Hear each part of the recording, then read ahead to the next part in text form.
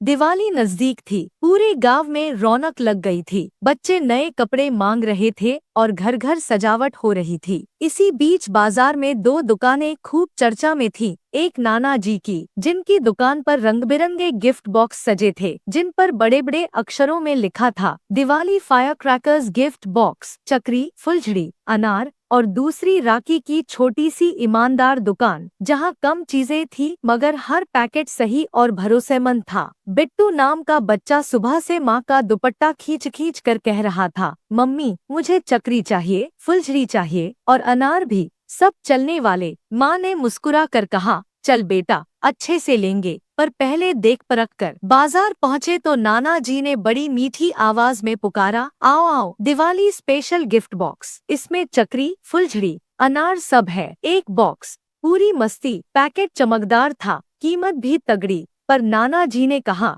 आज तो special discount, ये लो, बच्चे की दिवाली बना दूंगा। राखी उधर से गुजरा तो देखा कि नाना जी वही सस्ते घटिया माल से भरा बॉक्स थमा रहे हैं, जिसे होलसेल में कुछ लोग गैर गुणवत्ता के साथ पैक करके बेचते हैं। राखी ने धीरे से समझाया, भैया, बच्चों के लिए चक्री लो, पर अच्छी, वरना जलेंगी नहीं और मन टूट जाएगा। माँ थोड़ी दुविधा में थी, मगर बिट्टू चमकदार बॉक्स देखकर अड़ गया और नाना जी का बॉक्स ले लिया। शाम को बिट्टू ने पूजा के बाद मैदान में जमीन चक्री निकालकर जलाने की कोशिश की। 1, 2, 3, फिर 5, एक भी नहीं जली। फुलझड़ी पर भी दाग लगाते लगाते बात बिगड़ गई। चिंगारी आई और बुझ गई। अनार में फुंफकार तो हुई, पर न रंग निकला न रोशनी। बिट्टू की आंखें भर आईं, मम्मी, मेरी दिवाली खराब हो गई। माँ ने उसे सीने से लगाया और उसी वक्त राखी उधर से गुजरते हुए रुक गया। राखी ने पैकेट देखा, धैर्य से बोला,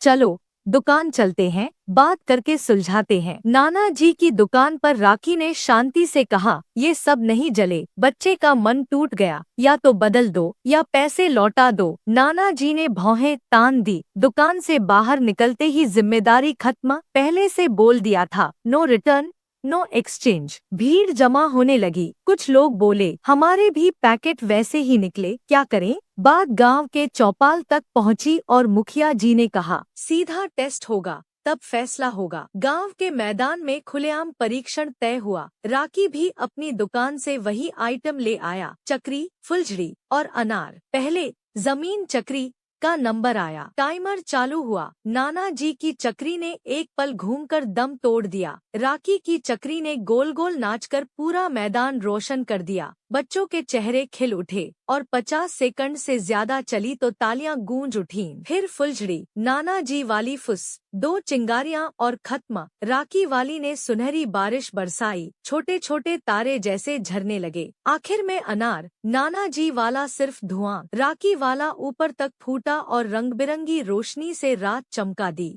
मुखिया जी ने सबके सामने कहा, त्योहार पर धोखा सबसे बड़ा पाप, जो बच्चों की खुशी लूटे उसे सजा मिलेगी। नाना जी झेंप गए। लोगों ने शोर मचाया, पैसे वापस करो। तब मुखिया जी ने तजवीज दी, जिनसे गलत पैकेट गए, सबका रिफंड और एक्सचेंज, और आगे से बिना टेस्ट के कुछ नहीं बिकेगा। नाना जी ने अनमने मन से सिर झुका दिया। उसी वक्त राखी ने आगे बढ़कर कहा, गलती से सीख लो, मिलकर दिवाली बनाते हैं। मैं सही माल सप्लाई दूंगा, आप ईमानदारी से बेचिए। भीड़ शांत हुई और बच्चों की तरफ राखी ने मुफ्त में फुलझड़ी बांट दी, सुरक्षा से जलाना। रात की पूजा के बाद गांव में छोटा सा सांस्कृतिक कार्यक्रम हुआ। बिट्टू मंच पर आया, बोला, दिवाली की असली खुशी रोशनी बांटने में है, धोखा देने में नहीं। अगर पटाखा न भी जले, हम दिए जलाकर भी दिवाली मना सकते हैं। सबने दिए जलाए। बुजुर्गों ने बच्चों को सुरक्षा के नियम समझाए, खुले मैदान में जलाना, पानी पास रखना और बड़ों की देखरेख में ही पटाखे चलाना।